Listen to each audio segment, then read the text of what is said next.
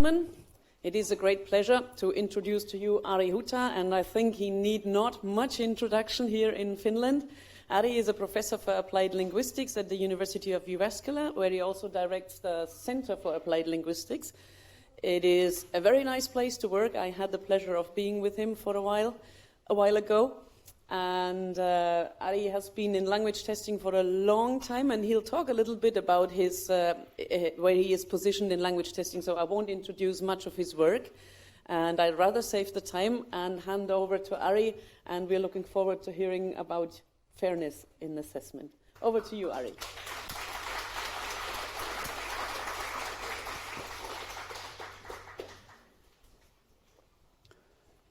Dear friends and colleagues, and thank you for the. I'm very grateful for the organizers of this EALTA conference for the invitation to give this keynote presentation on a theme that I've actually never investigated myself directly, but I'm happy to take the challenge and give an overview of fairness and equity and ethics in assessment. From the perspective of where I come from, and I'll give you a brief overview of that next. So as I said, fairness is not my area of expertise. I'm more in the various kinds of other assessment areas, most notably perhaps in the past 15 or 20 years in diagnostic assessment, as many of you may know, but working in different high and low stakes contexts and in various kinds of roles as raters, as a rater, item writer, advisor to projects or systems, test designer, and in those capacities I've come across with a lot of questions and issues and challenges, and also some solutions to fairness and ethical issues, more so in some contexts than others. I just was wondering, because of course I've touched indirectly fairness issues in some of my publications or co-publications. Most of my publications, I think, are co-publications. But then perhaps there's one that actually more directly addresses that, and I'll just mention it there because it's an open access book. So if you are interested in perspectives to applied linguistics from the new materialist perspective, please go and have a look at. In that particular article or chapter, we investigated and compared two computerized language assessment systems, one in Finland and another in Denmark. So where I come from, I worked in my earlier career, I worked in a lot in placement and high stakes development contexts with the creation of the national certificates examination, then in matriculation examination. Then I've come back to that after being away from that for 15 years. I was in the TOEFL committee of examiners, had a look at an important international examination during that time. I've taken part in national and international educational achievement studies, and actually, if you don't know, actually the PISA will include an investigation of a foreign language, namely English. So that's started, and it's carried out in countries who volunteered to actually organize that part as part of the PISA, and Finland was one of them. Then I've of course worked in diagnostic assessment. Dialang is perhaps the most important project in that. And then I've used sort of various assessment procedures, tests, other instruments in order to gather data on learners' language proficiency and development, mostly on reading and writing. And then I've been involved in, not very much, but in smaller ways in the EALTA, ILTA and ALTA associations. So that's where I come from. So those are the context and purposes of assessment that I've come across with questions and issues with fairness. And just I'd like to start thanking with a lot of people I've worked with and learned from. And in the early days, 80s, Sauli Takalan, Kari Sajavara, obviously, they're great pathfinders of applied linguistics and assessment in Finland. Then in the language center system that we have in Finland, each university has a language center that's responsible for specific purpose language teaching. I started with designing placement tests with some colleagues, most notably with Anna Mauronen and Anu Virkunen, Fullenweider. And then in late 80s, I participated in a very fruitful and important week-long workshop organized by British Council. So thanks British Council for this contribution at the University of Reading, where at the time Cyril Weir, Don Porter and other Hughes were the instructors. So and over the years then, over the decades, involvement in Dialang, various research projects, I've worked with and learned from a lot of people. Not everybody mentioned here. I should mention that Elana came to Finland many times in the early 90s to give workshops and interact with us. So the outline of this talk is, I think, more or less what I promised in the abstract. I don't think I've missed a lot of what I promised. I don't know if anybody notices, but anyway. So I'll briefly remind ourselves of the purposes of assessment. What typically is understood as fairness, and then discuss fairness issues as they relate to different purposes of assessment, and also attempts to address those issues, how to improve and even ensure more fair assessment. Then I'm talking about also the wider context, not only what happens, how to improve fairness while assessment takes place, but what should or could happen before and after that, and then some future sort of ideas related to assessment fairness. So just starting from the theme of the conference, as was laid out in the UN Agenda for Sustainable Development, because it, of course, just takes some extracts from it and highlighting in the red color the things that I think are directly relevant to us here. And of course, it doesn't talk about language and language assessment or language learning directly. It's more generally educationally oriented. But it sort of aims to provide equitable and universal access to quality education at all levels. And it aims to promote lifelong learning opportunities for all. And then furthermore, it speaks about inclusive and equitable quality education at all levels, from childhood, adult education.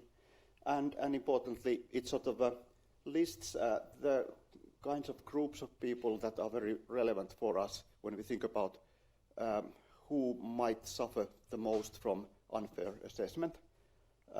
So they refer to sex, age, race, ethnicity, persons with disabilities, migrants, indigenous people, children and youth, and especially those who are in vulnerable situations. And I just mentioned I'll be giving the EALTA the slides, so if you don't if you miss something or have to perhaps skip something, you'll have them afterwards. Okay, they also discuss some things like what can hinder or prevent this access to high quality education, and they mention some such obstacles like lack of educational institutions in the area or in the region, lack of money for school fees, books, and so on, and some several socio-economic reasons. But actually, what I found interesting was that there was no reference to assessment or testing in this. But for us, it's clear that we know that assessment can be a serious obstacle to entry into education, and this is some of the things that we have discussed here in this conference. So briefly, I think thinking about the purpose of assessment or testing is the starting point, and I think there are many people who agree with that, because, for example, in the classical Buckman and Palmer test usefulness framework, the first question is always what is the purpose of assessment, and usefulness, what is important for the usefulness of the classical quality criteria of reliability, validity, authenticity, impact, practicality, depends on their combinations, and their weighing depends on the purpose, although they don't go into detail in specifying how exactly you should go about weighing those criteria. And it will also affect, the purpose of assessment will affect what is possible method-wise, time-wise in the situation. So the interesting question is, of course, will the purpose of assessment also affect how fairness is understood and implemented? And so this is what I wanted to explore here. So just briefly, I'm using Annie Brown's framework in the Encyclopedia of Applied Linguistics. There are others, so this is one way to think about assessment.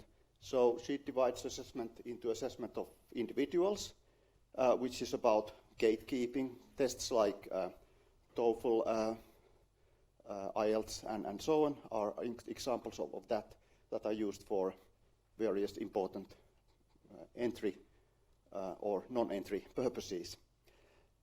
Then there are placement tests that typically guide people to particular levels of courses to the extent that different courses are available. Sometimes this is also called diagnostic assessment, typically if that focuses on more details. I tend to think about diagnostic assessment as a part of the family of formative assessments, which go with different names: formative, diagnostic. Dynamic is a particular aspect of that. Assessment for learning, assessment as learning, and so on. And then finally, there's the summative assessment at the end of important units of education, typically for grading purposes. So this is a lot of what happens in the educational systems, and also when it comes to gatekeeping as an entry point to education, or to citizenship also, of course. And to varying degrees, they are based on a particular syllabus curriculum, or a more sort of general theory of language proficiency, or needs analysis. And we also have these national and international evaluations of educational achievement, PISA being probably the most widely known at the moment. But then, of course, in each country, there are national education authorities who would like to find out about the success or not of the current syllabus, or changes in the curriculum. And then, of course, we use assessment as simply a data gathering tool to find out about language learners' progress, proficiency level, and so on for research purposes. So just to remind us of these things which are obviously clear to everybody. So what is fairness? Well, in a classical way, I had to look at what different dictionaries have to say about fairness and related concepts, equity and justice, because in some cases, like in the Cambridge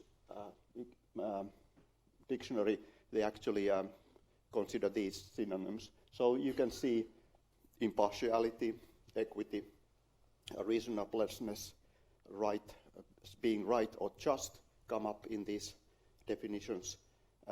Treating somebody fairly according to their needs, being morally correct or justified according to moral principles are all these key concepts within fairness, and it's sort of synonyms or near synonyms. I don't particularly want to go into details of how exactly these terms differ from each other, but let's just say that these represent some of the core concepts there. Dictionary of Language Testing, which is fairly old now, but still the most up-to-date one, defines fairness in testing as it's concerned with the consequences of testing for individuals, groups, or society, and it relates to both the validity of a given test as an index of an ability,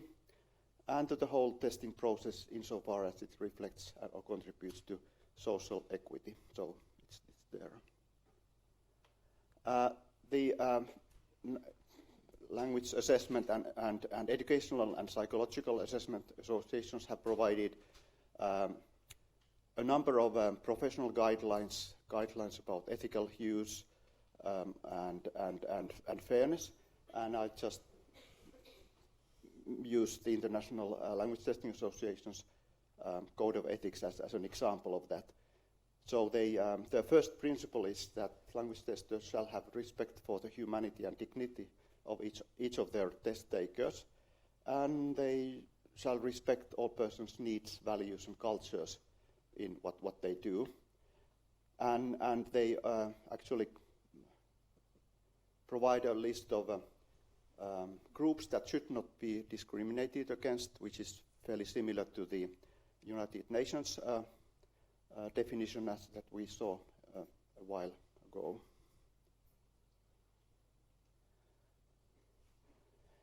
So why has fairness become such an important part of assessment? And I think a very important reason here is the redefining of validity by Samuel Messick in late 80s, when he came up with the idea of unitary validity, which is not only about the constructability of the assessment and their interpretations, but also how the test is used in the real world, what values underlie it, and what are the social consequences of that. Then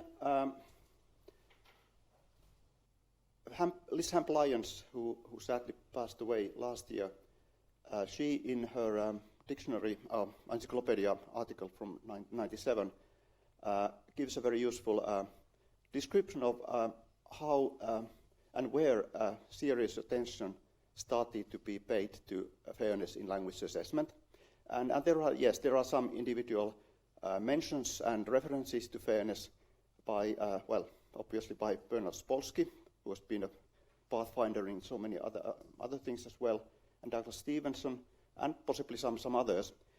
But then Liz Hamp-Lyons continues that actually there are 4 conferences which are key to the development and serious discussion about fairness, and quite interestingly, 2 of those events happened in Finland. So I mean, some of us were there, and actually, I'll make a public promise now that who has seen ever this book? Okay, Neus. All right. Okay, and you'll even have it. So these are the proceedings of the 96 LTRC. It's a University of Jyväskylä Tampere co-publication. So I'll make a promise that we'll find a way to make this available online, because it can't be accessed. It has actually quite an interesting collection of articles, some of the early works on fairness included. So, and actually, in the same year, the Language Testing Journal had a special issue on fairness and equity consequences was back in language assessment. So these are the kind of starting points for serious attention. And further reasons why fairness, well, in my view, I mean, this is not an exhaustive list, but I picked 3 things that clearly have contributed to the importance of fairness. And one is the interest in washback or backwash or impact of assessment, which started perhaps early 90s with Charles Alderson's and Diane Wall's seminal paper. And then there was continuous list of publications about that topic. Then critical language testing, where Elana Shohami has played a key role. Also Brian Lynch, Tim McNamara, Carsten Rover, and several others who pay attention to the misuses of language assessments and the consequences of those. And thirdly, I mean, the rise of the importance of bilingual, multilingual assessment and the issues that, well, we had just a symposium on that, so you had a very good idea of some of the issues there. And there may be other strands as well, but these are clearly among the most prominent reasons. Just briefly, I don't go into this. This is a mess. There are, I'm relying on Anthony Kunnan here, who's, well, a kind of an acknowledged authority in fairness discussions, that according to some views, validity includes fairness. Others argue that actually fairness includes validity, and still others think that they are separate concepts. And I don't take a stand on this, so you're free to make up your mind there. I actually find Anthony Kuhn's discussion in the Companion to Language Assessment series of books quite interesting, because he, in discussing fairness and justice, social justice, actually draws on two philosophers who have discussed justice in more general and then relates to that. So if you are interested in that kind of a philosophical basis, that's a good starting point perhaps. So fairness issues in high stakes assessment. So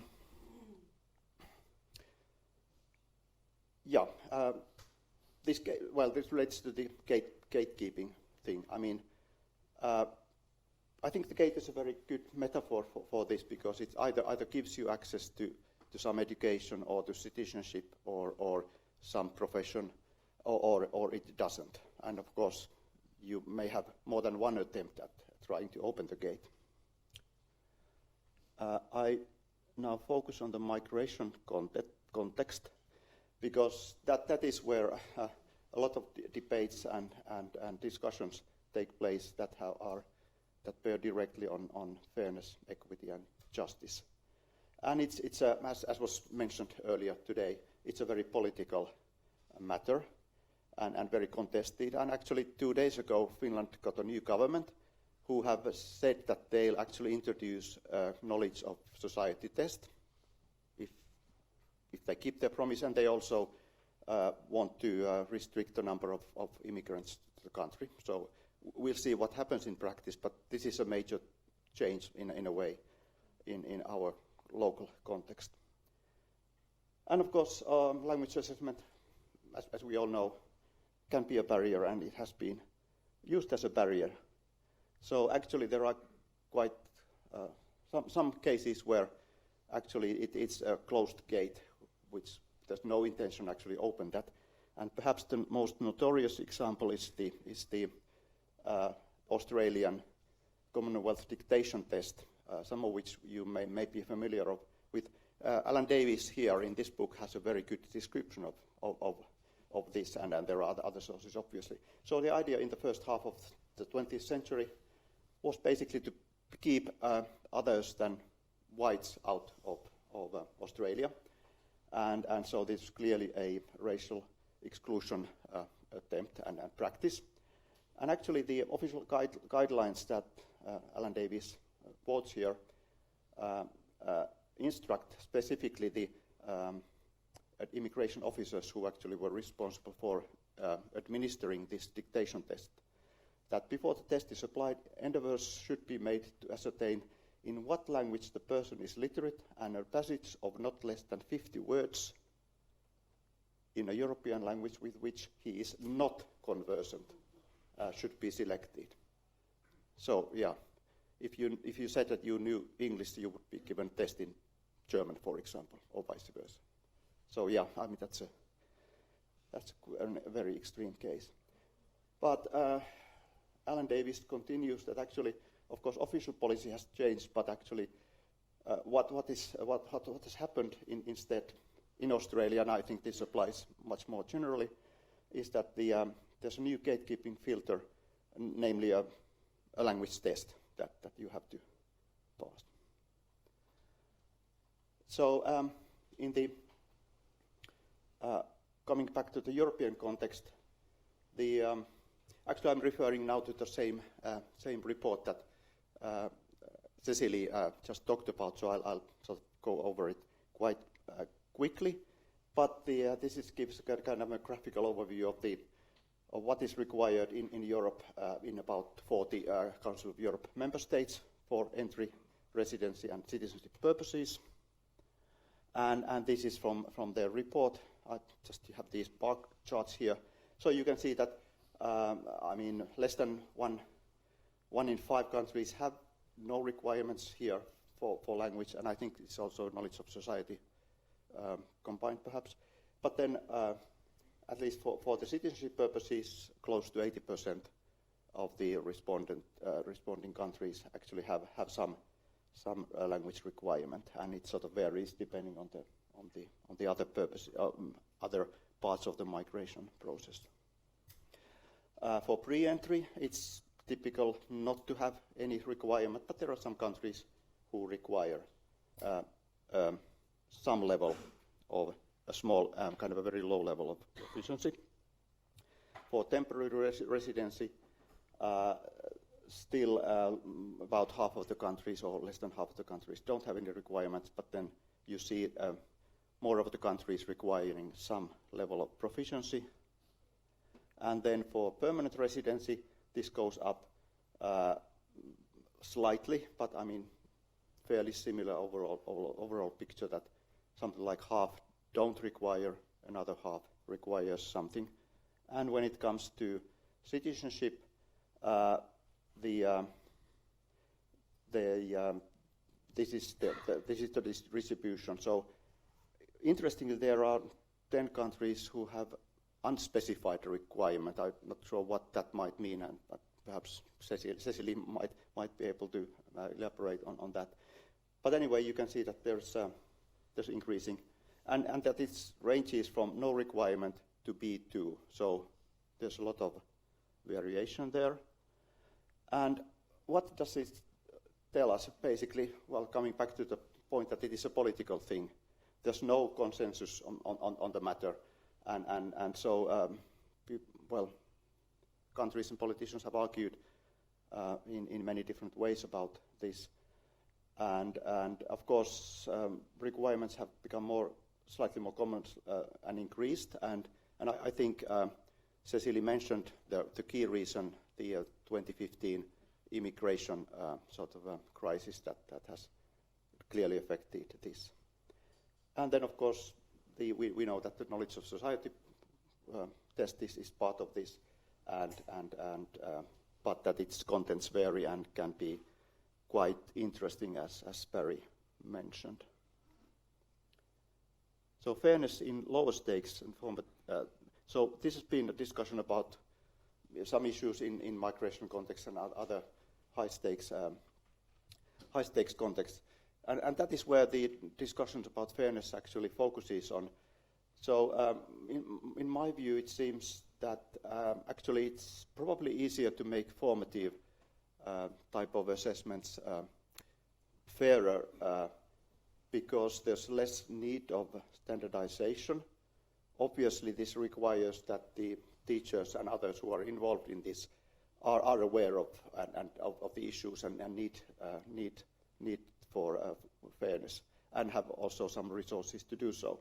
So for formative purposes, it's possible to use a wider range of assessment methods, not just the, let's say, multiple choice questions, for example. The timing, spread of tasks over longer time is potentially much more easier. The coverage of the learned and taught contents can be much wider because there's more time and more occasions, and it's also possible to go into greater individualization for the learners, for the teachers who know the learners well, so which would decrease the method effect. So, of course, we should acknowledge that actually formative assessments are not without their fairness issues, because, I mean, teacher assessment can be as unfair as any formal assessment, as we all know. We remember back to our school times. We can probably remember cases where we thought that we were assessed unfairly, and I think that's something that you remember, even if it was 50 years ago or even more. So actually, the assessment literacy matters when it comes to formative assessment. Assessment literacy about the pitfalls of fairness. But of course, one of the issues for fairness in the formative assessment is that it can be very, very similar. It can imitate too much of the high-stakes exams by using exactly the same method. So the so-called continuous assessment may become a series of smaller tests over time. So I don't know. I mean, of course, it will spread the collection of information about learner progress over time, but still it's quite sort of monotonous in a way. So how to improve high-stakes tests? Here, Anthony Kunnan provides a fairly good list of overall approaches to these anonymizing examinee responses using familiar topics that are relevant to the test takers, investigating bias afterwards, it's a standard way, investigating rater bias, and also having an idea of whether the test takers have actually had a chance to acquire the kind of skills and knowledge that were required. And then, of course, there are accommodations, particularly for disabled students, learners, but also basically they can be actually used for everybody in some contexts. So these accommodations, what they are, Judith Kormos and Linda Taylor have a very good article about that focuses on the difficult of the accommodations for those who have learning difficulties. But of course, much of this actually potentially applies to test takers who don't actually have a good mastery of the language of administration of the assessment. So the reasons for the accommodations for learning difficulties are basically that these are neurological problems that affect working memory, processing speed, and related cognitive skills, which cause difficulties in learning and using academic skills like reading, and dyslexia is an example of this. So basically there's a difference between accommodations and modifications. So accommodations, that I'll show you some examples, are just to help you show what you can, and the construct and the assessed skills should remain the same. That's the idea. Modifications are special arrangements that actually can impact what is being assessed. Like, for example, if you, in a reading test, if you can actually listen to the text be spoken to you, which is not the same thing, so you have to think about whether it matters or not regarding what you intend to test. So these accommodations include more time, modified versions of them. I mean, this is for the visually challenged people, Braille script, larger fonts being used, magnifying glasses, rulers and colored overlays for dyslexic learners in particular, which would help them to focus. Then sometimes some test takers actually can't cope with a group administration, so it's possible to give them individual space. And then they also list some further main types of accommodation, like there are the font type matters. The more spacing in the material is what is often done between the lines and paragraphs. The input instructions and the text are as short as possible and actually divided into shorter sections. There may be short breaks to actually help those who have concentration problems, and it's argued that it may be easier to actually type than handwrite if you have learning disabilities. Well, there are some, of course, issues and practices and some research about the accommodations. So one of the, of course, things that what they don't mention, but that what I've come across is that who is qualified to give a kind of an attestation that somebody has a learning problem. I mean, that's not clear, and we come across that in the examinations constantly. So there are some initiatives, like when I was doing marking for the matriculation exam in the 90s, we were actually instructed to give the dyslexic learners essays, handwritten essays, separately to some committee in the board, who then did something with them. I'm not quite sure what they did. and obviously, because it's the spelling is one of the visible problems in dyslexic writers' writing. So of course, what you do with the spelling, of course, depends on if it's part of the writing skill. It may be actually thought that it's part of the construct that you should test. If it's simply an open-ended answers to comprehension questions, I think we should ignore that, because as long as the message is clear. Use of spell checkers that Colmos and Taylor recommend, of course, depends on the purpose of the test and the context. There's some research, and actually there's a lack of research about the effect of accommodations, and what exists seems to show no clear effect on that, or that the effect actually is also positive for those who don't have learning difficulties like this dyslexia. But clearly those accommodations are things that the test takers value, so it may be that's good enough reason for keeping them. But we clearly don't know very much about the effect of accommodations. So multilingual assessment, I'll go about this fairly quickly because we had a full symposium about that. I'll introduce something that perhaps expands on that. So of course we have the issue with monolingual tests that the question is, if you don't know the language of the instructions, of the response, of the items, questions, then you may have, and you will have problems. And then the whole thing that monolingual tests don't actually match the actual use of multiple languages by many people in many contexts. Though these questions, these issues, challenges include at least understanding the task instructions, understanding the actual questions, and in multiple choice items, the options, and also they pose an obstacle for you to show that you have understood if you have to answer open-ended questions in the target language. So this is something that we come across a lot in our regular work in the Finnish matriculation examination, where typically the short answer questions focusing on either spoken or written texts are replied in either Finnish in the Finnish medium schools or in Swedish in the Swedish medium schools.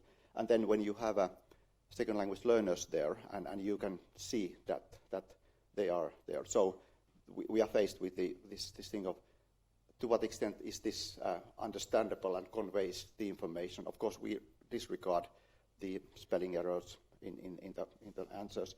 But then, of course, sometimes there are borderline cases of is this comprehensible answer or not. And I'll actually briefly point you towards a very interesting recent publication by Jessica De Angelis, and that came out in 21, because she argues for a kind of an approach to multilingual testing that is something between kind of a monolingual testing and what she calls sort of the ideal holistic approach, where all the languages of the test takers are somehow taken into account in this process. So what she argues for are that test developers should pay attention to and analyze who the multilinguals that we are assessing are. I mean, what kind of migrants, what kind of minorities, or what are they? Because they may not have the same sort of linguistic profiles and needs for using one or more languages. What is their learning experience, and how they interact with the languages in their daily environment. So she finds two challenges and problems in the holistic approach that tries to bring all the languages together. So I'm actually here, in a way, we have seen approaches and practical solutions to bilingual assessment. I mean, you can more easily handle with two languages, but what if you have 3 or 4 or 5 or whatever number of languages in the target group? I mean, how can you take their languages into account? And that's a real challenge. So obviously, it's a practicality. I mean, there's a practical obstacle. So what is the language repertoire of the language test designers? So can they design tests in all the languages that are needed?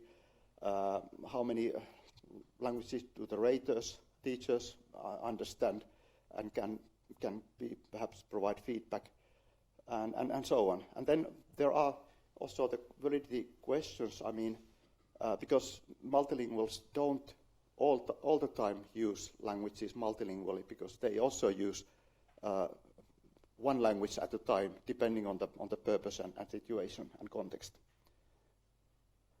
And what she calls for is something like that we need to be flexible and think about the implications of the multiple languages in all the phases of the test process, assessment process.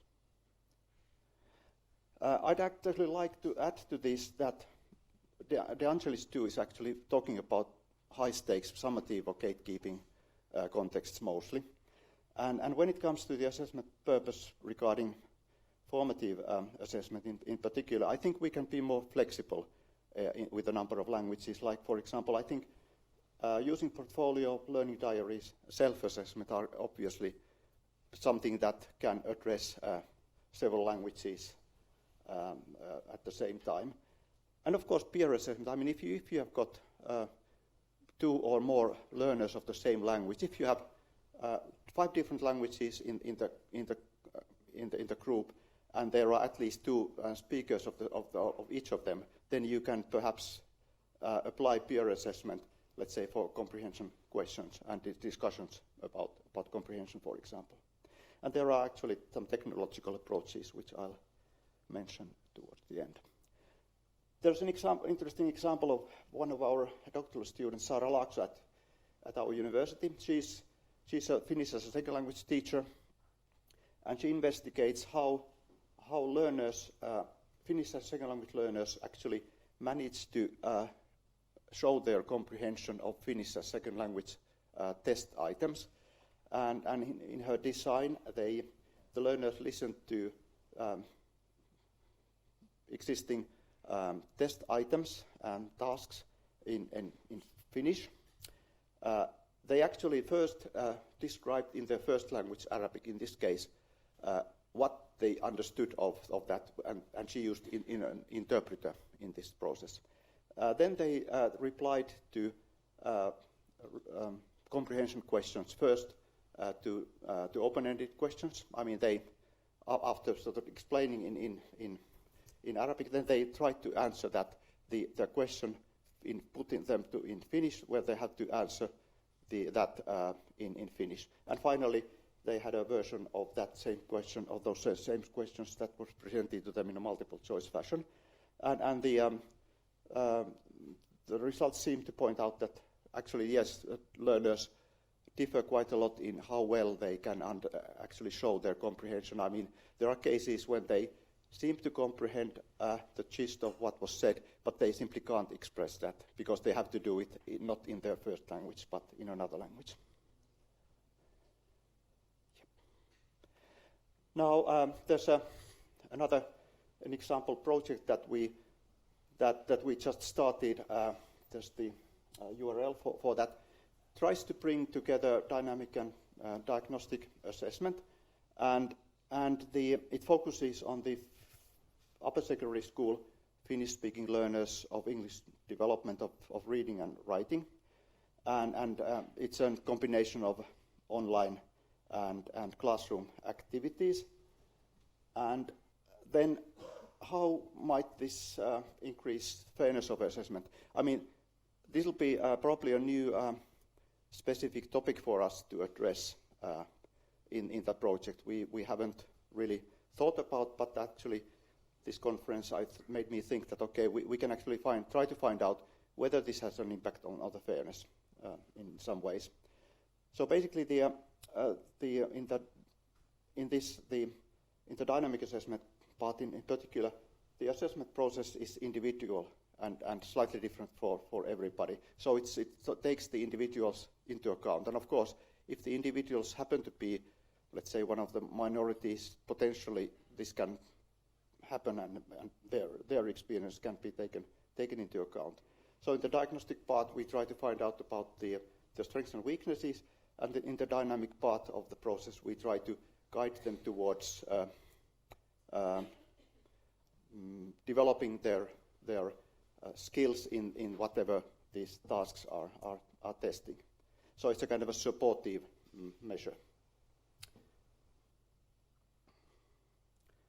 So overall context of assessment. So what happens before and after can matter. So in the because there are things in what happens not only during the assessment but also before or after that can increase potentially the fairness of assessment as a whole. So of course some of these were referred to earlier, but sufficient of opportunities to learn before and after, sufficient test preparation as to the extent that it makes sense, like for example getting familiar with something that's unfamiliar to you, like speaking in a semi-direct speaking test in a language lab is probably something that you struggle with if you have never done that. Of course, retaking the test, bias analysis are ways to address. Of course, then there can be exemptions from assessment, and in a way, providing quotas for people in their whatever the selections are for is one way to address the fairness issues, because it may be that simply modifying assessments is not enough. The affirmative action is an example of that approach. And this is from the report, the EALTA Council of Europe survey that's showing the number of countries that actually provide language courses and of what length to the learners in the current European scheme. So you can see that actually majority of the countries replied actually provide some courses. They are not typically very extensive, just typically less than 500 hours in most cases. And then of course there are exemptions for some of the vulnerable groups which are listed here: minors, low literate learners, refugees, so in some countries. And then of course there are language courses for targeting specifically these vulnerable groups. For summative assessment, the procedures that you can actually engage in are, well, of course, you can retake examinations and perhaps using alternative methods. There's possibly remedial teaching opportunities. Then, of course, question marks. It used to be, and it depends on the countries, whether you have to repeat the grade or not, whether that's helpful or not. That's debatable. And then, of course, there's the conditional promotion. We used to have in our country a system where if you failed a particular subject, you had to do some extra work during the summer before you could actually continue. And, of course, that was quite a motivator for many students. Here we have an interesting case in Finland, and probably applies to other countries as well, where we have defined in the national curriculum for the end of compulsory education what is the minimum requirement of passing that grade or in that subject? So the question is, what will happen? Will it mean that not everybody sort of passes, but actually more people fail? And if so, what can or should be done with them? So this is an important question. And then there are some other ways for other purposes of assessment. But I'll move forward to some future scenarios.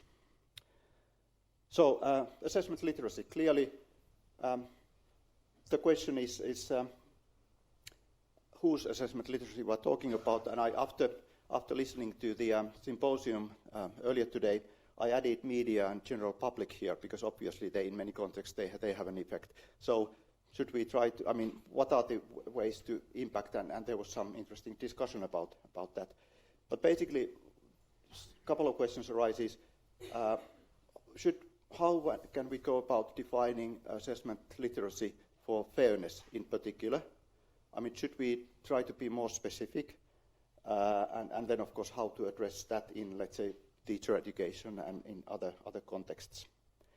Some of the existing definitions of language assessment literacy actually mention fairness issues, as we can see here, by Fulcher, and then by Laughlin and Lamb. So there are existing references to those. The question is, do we need more specific and other type of references there? Then when it comes to accommodations, as I mentioned, we don't know much about the effect of various kinds of test accommodations. And the other thing is that we do a lot of, many exams do a lot of bias and diff analysis. And there was an interesting paper by Norman Verhelst and colleagues a few years ago who investigated one context and actually concluded that for some items, the item writers could not think about the reason why there was diff. And then the further challenge is what to do when you discover diff. Should you remove the items, which may change the construct? Should you modify that or remove or just keep? It's not a clear issue, situation. And then how to improve fairness in multilingual assessment. So these are the challenges I mentioned.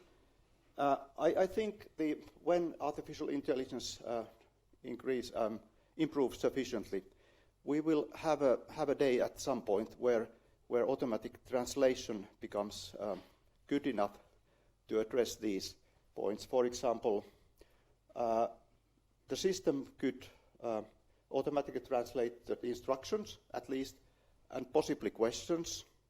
Multiple choice options, I think, are trickier thing, but open-ended questions anyway, into the L1 of the test taker. And then, of course, if the test taker can reply in their first language, the automated system can then translate it back to the language that the teacher or orator can understand. And this might help to tackle some of the really multilingual contexts. And finally, I'll actually show you a quote, why fairness matters. This is from a very interesting book based on the US context.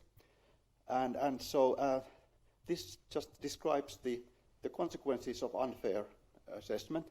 And as you can see, it can have a really bad effect on student motivation and willingness to try and engage with learning. And it also results in wrong results for those, because actually what we get from the students is not their sort of knowledge, but actually it's so much related to what they don't want to do or like to do there. So besides this emotional damage, there's a lot of lost opportunities at the individual and societal level. We lose a lot of people who could do much better and get into much better positions in society, but they fail because of unfair assessment. And this shows in the proportionately higher misplacement of of immigrants into sort of remedial groups where they are thought to be needing the kind of support that people with disabilities actually need. So I'll leave that with you, and thank you.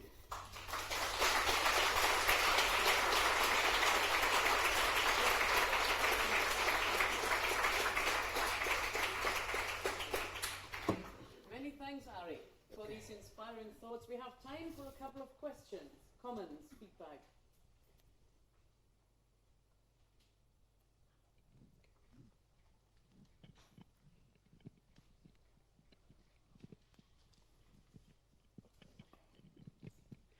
Thank you very much for this enlightening talk, Ari.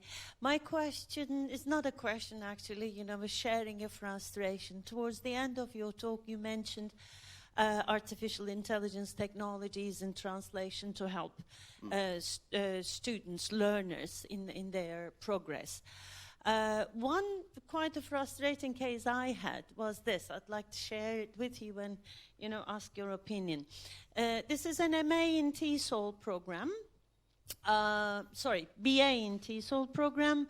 Third-year student, international student, uses translation software to translate all the sources from English to their language, and then writes the essay, the assignment in their language, and then translates the assignment into English using the translation software. Now, when it comes to it, the text, the ideas, the knowledge belongs to them, the student. However, this is an English medium university, and language control and language use is a part of the assessment. How do we take this case? Thank you. I suppose perhaps those who are actively engaged in sort of teaching contexts can have solutions for that. I think starting point is that we need to be aware of what our students are doing, and then there needs to be discussion about what are the rules of the game. And I think the exact rules may probably differ from context to context. And I mean this is something, at our university, in the teaching departments, they are actively discussing this. What actually, because students use ChatGPT anyway, so what would be the meaningful use of that? Because ChatGPT, for example, is being used in a lot of sort of professional occupations. That's part of the working life skills. So how to sort of make meaningful use of that for studies when you are supposed to obtain skills, and then we are required to assess their skills.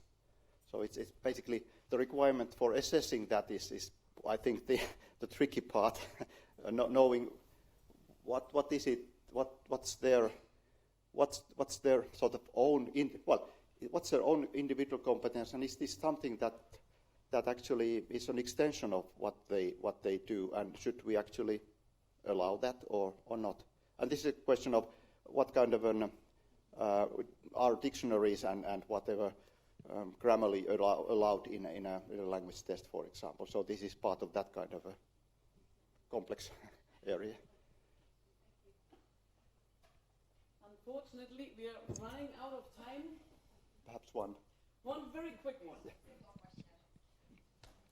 So now that we have more and more digital assessment available, so what's your take on fairness on e-assessment practices? Do we need to reshape it? For example, in machine learning, there's also the terms fairness machine learning and NLP. So I personally think that we need to reshape fairness in e-assessment setting, but what's your take on that? I think that partly relates to, what is the purpose of assessment, be that technological or non-technological? I think that has an implication.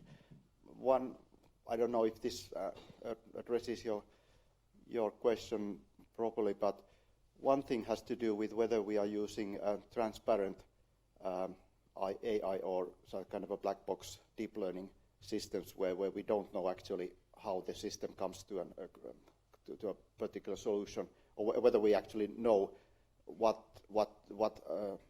the kind of a more rule-based system where we know exactly what the system does, and we can adjust if it sort of turns out to be problematic. All right. Many thanks, Ari.